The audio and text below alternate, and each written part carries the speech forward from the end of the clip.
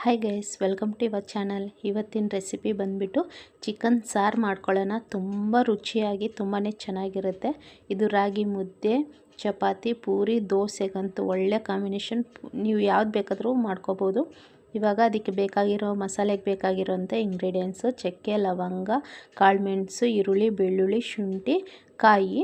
ಇವಾಗ ಒಂದು mixie jar ತಗೊಂಡು ಶುಂಠಿ, ಒಂದು ಕಾಯಿ, ಈರುಳ್ಳಿ, ಬೆಳ್ಳುಳ್ಳಿ ಎಲ್ಲ ಹಾಕ್ಕೊಂಡು ಇದಕ್ಕೆ ಒಂದು 1/4 ಟೀ ಸ್ಪೂನಷ್ಟು ಮೆಣಸು ಹಾಕ್ಕೋಬೇಕು. ಮೆಣಸು ಹಾಕ್ಕೊಳ್ಳೋದ್ರಿಂದ ಏನಂದರೆ ಘಾಟ್ ತುಂಬ ಚೆನ್ನಾಗಿರುತ್ತೆ, ಒಂಥರ ಫ್ಲೇವರು ಇದಕ್ಕೆ ಸಾಂಬಾರ್ಗೆ.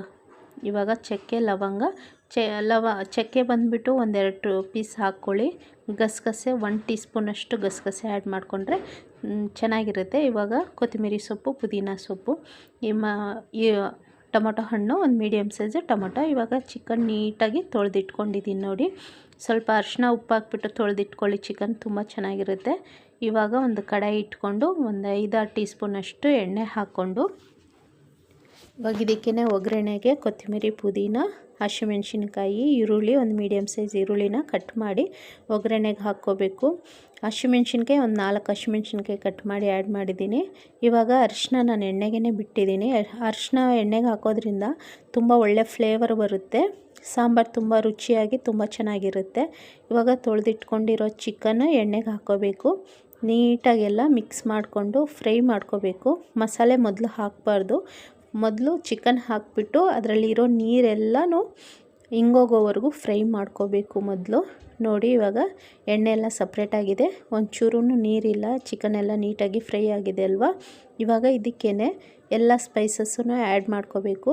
ಅಚ್ಚ ಖಾರದ ಪುಡಿ 2 ಟೀ ಸ್ಪೂನ್ ಹಾಕಿದ್ದೀನಿ. ನೀವು ಖಾರಕ್ಕೆ ತಕ್ಕಷ್ಟು ಅಚ್ಚ ಖಾರದ ಪುಡಿ ಹಾಕ್ಕೊಳ್ಳಿ. ಧನಿಯಾ ಪೌಡ್ರು 1-2 ಟೀ ಸ್ಪೂನಷ್ಟು, ರುಚಿಗೆ ತಕ್ಕಷ್ಟು ಸಾಲ್ಟು. ಎಲ್ಲ ಈ ರೀತಿ ಎಲ್ಲ ಎಣ್ಣೆಯಲ್ಲಿ ಹಾಕಿಬಿಟ್ಟು ಹಿಂಗೆ ಫ್ರೈ ಮಾಡ್ಕೋಬೇಕು. ಫ್ರೈ ಮಾಡ್ಕೊಂಡ್ರೆ ಏನಂದರೆ ಪೀಸಸ್ಗೆಲ್ಲ ಚೆನ್ನಾಗಿ ಹಿಡಿಯುತ್ತೆ. ಇವಾಗ ನಾವು ಬ್ಲೆಂಡ್ ಮಾಡ್ಕೊಂಡಿರೋ ಅಂಥ ಮಸಾಲೆನ ಹಾಕ್ಕೋಬೇಕು. ನೈಸಾಗಿ ರುಬ್ಕೋಬೇಕು ಮಸಾಲೆ. ಈ ರೀತಿ ನೀಟಾಗಿ ಮಿಕ್ಸ್ ಮಾಡಿಬಿಟ್ಟು 1-2 ನಿಮಿಷ ಅಷ್ಟು ಮಸಾಲೆ ಬೇಯಬೇಕು. ಲಿಡ್ನ ಕ್ಲೋಸ್ ಮಾಡಬೇಕು. 1-2 ನಿಮಿಷ ಬೆಂದರೆ ರೆಡಿಯಾಗುತ್ತೆ. ಇವಾಗ ನಿಮಗೆ ಎಷ್ಟು ಬೇಕು ನೀರು ಅಷ್ಟು ನೋಡಿ ನೀರನ್ನು ಸೇರಿಸ್ಕೋಬೇಕು. ಪೂರಿಗಾದರೆ ಸ್ವಲ್ಪ ಲೂಸಾಗಿ ನೀರು ಜಾಸ್ತಿನ ಹಾಕ್ಕೋಬೇಕು. ಗರಂ ಮಸಾಲ ಒಂದು ಅರ್ಧ ಟೀ ಸ್ಪೂನಷ್ಟು ನಾನು ಗರಂ ಮಸಾಲ ಆ್ಯಡ್ ಮಾಡಿದ್ದೀನಿ.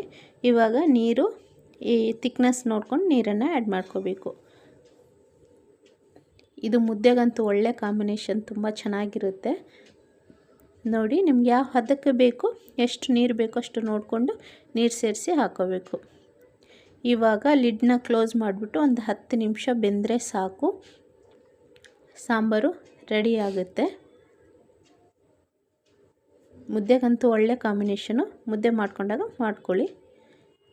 ಇವಾಗ ನೋಡಿ, ಎಣ್ಣೆ ಎಲ್ಲ ಸೈಡ್ಗೆ ಬಿಟ್ಕೊಂಡಿದೆ ಅಲ್ಲ, ಸಾಂಬಾರು ರೆಡಿಯಾಗಿದೆ. ಇವಾಗ ಗ್ಯಾಸನ್ನು ಆಫ್ ಮಾಡೋಣ. ಈ ತಿಕ್ನೆಸ್ ಇದ್ದರೆ ಸಾಕು ಗ್ರೇವಿ. ಇದು ನಾಟಿ ಸ್ಟೈಲು. ಇದು ಬೇರೆ ನಾವು ಏನು ಹುರಿದುಬಿಟ್ಟು ಈರುಳ್ಳಿ, ಬೆಳ್ಳುಳ್ಳಿ ಏನು ಹುರಿದುಬಿಟ್ಟು ಏನೂ ಹಾಕಿಲ್ಲ. ನಾವೆಲ್ಲ ಹಸಿದೆ ಹಾಕ್ಕೊಂಡು ರುಬ್ಕೊಂಡು ನನ್ನ ಸ್ಟೈಲಲ್ಲಿ ಮಾಡಿರೋದು. ಇದು ತುಂಬ ಚೆನ್ನಾಗಿರುತ್ತೆ. ಒಂದು ಸಲ ಟ್ರೈ ಮಾಡಿ ನೋಡಿ. ನೀವು ಮಾಡಿಕೊಂಡು ನಮಗೆ ಕಮೆಂಟಿಗೆ ಮಾಡಿ.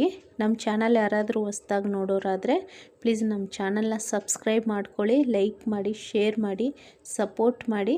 ನಿಮ್ಗೆ ಯಾವ ರೆಸಿಪಿ ಬೇಕಂತ ನನಗೆ ಕಮೆಂಟಲ್ಲಿ ಹೇಳಿ, ನಾವು ಮಾಡ್ತೀವಿ. Thank you.